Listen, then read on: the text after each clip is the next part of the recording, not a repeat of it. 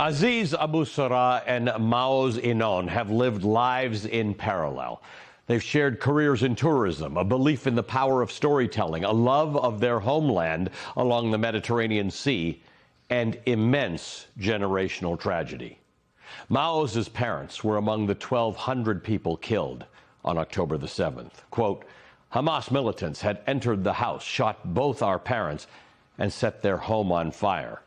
Our father's body was so badly burned it would take 14 days to identify his remains among the ashes and rubble of our childhood home.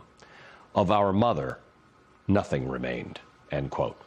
When he was 10 years old, Aziz Abu Sarrah's older brother, Taysir, was killed at the hands of the Israeli military during the first Intifada in 1990. Quote, Taysir was arrested by the Israeli military and accused of throwing rocks at Israeli soldiers. The interrogators beat and tortured him until he confessed to the charges. After sentencing, he was sent to an Israeli military prison. I was 10 when he was released. I thought that finally life would return to normal. A couple of months later, Taysir was rushed to the hospital, where he died from untreated trauma to his internal organs, end quote. And now Aziz Abu Sarrah and Maoz Inon share a brotherhood, an unwavering bond, and a new book. The Future is Peace, a shared journey across the Holy Land. Today's Velshi Band Book Club feature is dedicated to their late family members and to their bond. Quote, to our beloved Taysir, Bilha, and Yakovi, your lives and your loss have forged our brotherhood and commitment to a shared future. This book is a testament to the peace you have inspired, end quote. The Future is Peace is told to us in language that is familiar and intuitive to both men. It's a travelogue. Over 8 days from the remains of Inon's parents' home through Tel Aviv, called the Startup City, then Jerusalem, the occupied West Bank, and the Sea of Galilee. Each place, unique in history, in landscape, in architecture, becomes a backdrop for personal anecdote. Each man's unique story and experience, and then profound commonality and shared understanding. Their stories are different. The settings are different, but the pain, the love, the desire for something more, the brutality, the search for forgiveness, the need for recognition, even if true understanding may be impossible, is all so much the same. In the pages of The Future is Peace, Abu Sarrah and Inon acknowledge that the bloodshed and the brutality shared among them is something that doesn't have to be. Something better is possible. Quote, we are so divided by fear and anger, by extremism and tribalism, that we can no longer see each other's humanity or feel empathy for one another's suffering. We live the histories handed down to us, but if Israelis and Palestinians are to build a shared future, and we must for the sake of both of our people, the only way forward is to tear down the walls of ignorance and hatred that divide us. Together on the Velshi Band Book Club, we have been speaking to authors and examining literature for 165 meetings since 2022. So many of the books we've read are central to understanding American culture, the reality of community, death, love, pain, who you are. But never have we featured a book that is so desperately and profoundly central to the understanding of one another. Read this book to better understand the people, culture, stories, and pain of the real places that are Israel and Palestine, the real people who are Israelis and Palestinians. When you read the last page and you close the book, you will better understand them both, and you will better understand humanity. Right after a quick commercial break, I will be joined by Aziz Abu Sarrah and Maoz Inon, the authors of The Urgent, The Future is Peace, a shared journey across the Holy Land. Today's meeting of the Velshi Band Book Club is officially in session. You know it's serious when I'm wearing a suit and tie. I'm joined by Aziz Abu Sarrah and Maoz Inon, together the authors of today's Velshi Band Book Club feature, The Future is Peace, a shared journey across the Holy Land. Welcome, guys. Thank you for being with us. Aziz, can you just tell us how this book came to be? I got to say, we study a lot of books on this show. We don't have a ton of books that are written by Israelis and Palestinians. Right, and this is why our publisher decided to publish this book, because they actually, David Drake, who's the president of Crown, said he's got many book proposals from Palestinians and Israelis, but rarely from an Israeli and a Palestinian. But our story started when I reached out to Maoz after his parents were killed on October 7th to tell him that I want to offer my condolences and that I stand with him in that time. Why did you? What was your relationship with him? I've met him only one time 10 years before for about 10 minutes, and we became friends on Facebook, where friendships really live. Right. And I just felt it's important to reach out, also because I've had a loss myself. My brother was killed when I was 10 years old, and so I understand the importance of that moment, being alone, feeling the grief, the sadness, the loneliness. And so I believed it's important to show empathy in this time. And I reached out to Maoz, and he responded immediately. And within days, he wasn't talking only about his parents. He was showing empathy to people in Gaza, to my friends who lost their entire families in Gaza. And he was saying on TV a week after that I'm not crying only for my parents, I'm crying for the kids being killed in Gaza. And that empathy that I showed to him and he showed back to me and to Palestinians is what's terribly missing in the world that we live in today. You write about it. I read a little about it in the intro in the book. It says, we are so deeply divided by fear and anger, by extremism and tribalism, that we can no longer see each other's humanity or feel empathy for one another's suffering.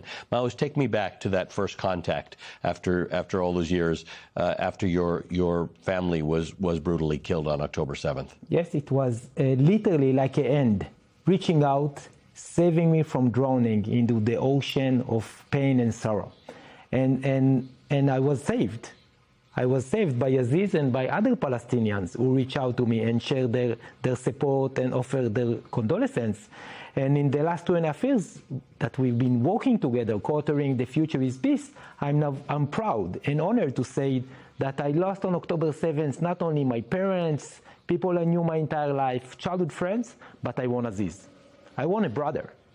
And this brotherhood is what helped me and my family to overcome the trauma. The pain will always be there, but we are channeling this pain and this suffering and the loss to create a better future, not just for my family and to Aziz's family, but for our people. So every Israeli and Palestinian has legitimacy to their fears and their claims. You two have, very sadly, a very specific type of legitimacy in that you've lost family members, but that's a relatively common thing in that part of the world. Unfortunately. What do you do to people who look at this book and say, come on, this is ridiculous? There are increasing numbers of Palestinians and Israelis who think the future is not peace and it's not togetherness. Yeah, and I understand them. I was there. For 8 years after Taysir was killed, I was angry, I was bitter, and all I wanted was revenge. So I told him that. I said, I understand you. I've walked in those shoes. I thought anybody talking about peace is a normalizer, is a traitor even. And I would tell them that to their face back in the days. I was very active as a young man. But I came to understand then, what is the alternative? Okay, the future is not peace. Is the reality we live in the future we want for our children, for our families, for the next generation? Will children in Gaza grow better with this kind of reality? There's no alternative to having the future as peace. It's about, are we willing to work for this future, or willing to let extremists, willing to let politicians lead us into hell and a worse reality than the one we even have today? Things don't stay the same. Status quo doesn't exist. Things only get worse or better, and we want it to get better. Maoz, I was sadly in Israel right after October 7th. And all I was able to witness, you described for something very interesting in that a hardening heart softened because of some interaction that you have. But mostly what I saw is hardening of hearts. Yes. In Israel, in Gaza, in the West Bank. And what I still mostly see is the hardening of hearts. Do you see something different than I see? First, we do see something different.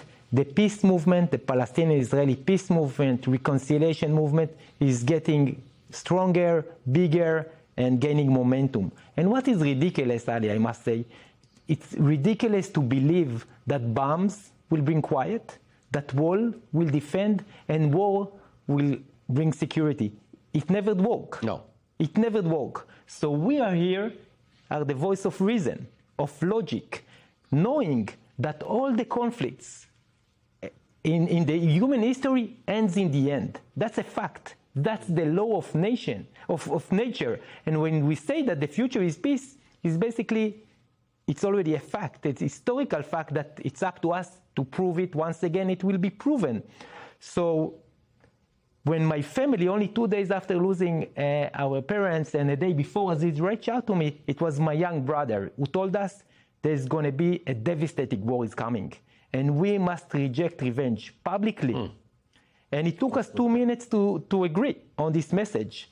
And ever since, we are telling that we don't want to avenge the deaths of our parents, because we realized back then, only 2 days after losing them, that avenging the death will only escalate the cycle of bloodshed that we both, Palestinian and Israelis, been trapped within for a century.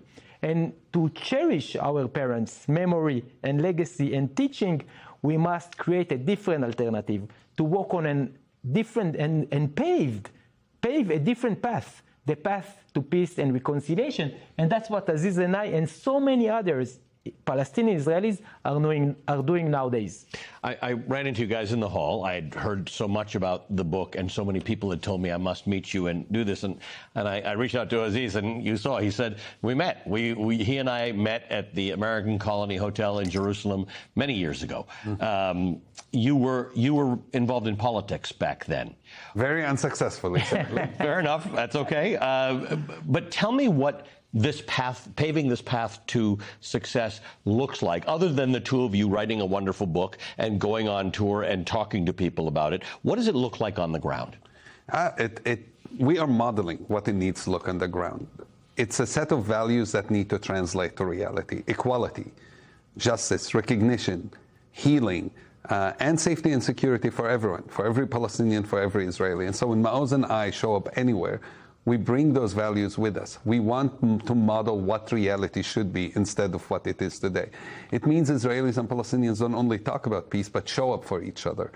People showing up in the West Bank to protect the Palestinians who are picking olives in the fall coming up soon, which is something we're working on. Yesterday, in Jerusalem Day, hundreds of Israelis, Palestinians who are citizens of Israel, showing up in Jerusalem and saying, we will not let the March of Flags, which uses a lot of hateful language and attacks on people, doing it without peace activists being there. Peace activism today, to us, means something very different than maybe what it used to mean. It means showing up, protecting each other, standing up for each other, modeling equality with each other. It does mean also pushing politicians, changing policies, us showing up in Congress and talking to people about what is this policy that's sending billions of dollars in weapons while the U.S. cut every penny that goes to peacemaking and education in Israel and Palestine. We can't invest in war and expect peace. And when people tell me, oh, but you guys haven't been successful, what we fight against, what we're standing against, is very tremendous. When you invest tens of billions of dollars in war and zero in peace, and then you come to the peacemakers and say, you guys haven't been successful. It's, you know, where you invest, you're going to see results. And Northern Ireland, there was $1.5 billion investment to make peace happen. Yeah. None of that exists for Israel and Palestine. So we appeal to people in the United States, we appeal to people in Europe, in the Arab world, in the Muslim world, and saying, help us, work with us. Muslim and Jewish communities in America need to come together and pressure our government and say, stop this nonsense. There is no ceasefire there. People still getting killed. Ethnic cleansing happening in the West Bank. This needs to stop, and we need to work together to make it happen. You sound optimistic, but I'm wondering, is that because you're on a book tour? No. Are you actually optimistic? Yes, I am optimistic, and that's thanks to my father. My father, and everyone who will read the book will realize that he was the best farmer in Israel. For 58 years, he was sowing wheat in the Negev, the desert of Israel. And as a child, he would always share with me and with my siblings how devastating the situation in the field is. He would share about the droughts and the floods and the insects and the wildfire. But while he was sharing how devastating the reality is, he would always tell us, next year, I'm going to sow wheat again, because next year is going to be a better year. I have the agency to change the future. I would learn from my mistakes. I will consult with other farmers. I will get the best seeds. I will fertile the land. I will open it for the rainwater to come. And I would sow next season, not with prayers, not believing, knowing that next year will be better. And I know that the future is peace. in something that my father. The way he implemented. knew that he would grow better wheat. Yes. You know that you will grow peace. Yes. They were right when they told me I needed to talk to the two of you. I cover the subject a lot, and I rarely end the conversation with a smile and with warmth in my heart. Thank you to both of you. What a pleasure to meet you, Maoz. Thank you. And Aziz, what a pleasure to see you again. Can I, if you're willing, just share a poem that is very powerful to the two of us. And it's a poem from Samih Al-Qasim. I don't know if you've ever got to meet him. He was the editor of Kull Al-Arab, the most important newspaper in Israel in Arabic. And in it, he wrote a story that fits for us. And he says, "The day I am killed, my killer rifling through my pockets will find travel tickets, one to peace, one to the fields and the rain, and one to the conscience of a humankind. So I beg you, my dear killer, do not ignore them. Do not waste such a thing. I beg you to take these tickets and go traveling." And to us, this is the journey of this book, asking people to take the tickets to peace, to the fields and the rain, and to the conscience of a humankind, and to go traveling. That is amazing. Guys, thank you for being with us. Thank you for having us. The expression is next year in Jerusalem. Perhaps Inshallah. for us it will be the next year in Jerusalem Yes, because yes. we've met there before. Perhaps let's meet again Yes. in Jerusalem. Thank you to the newest members of the Velshi Band Book Club.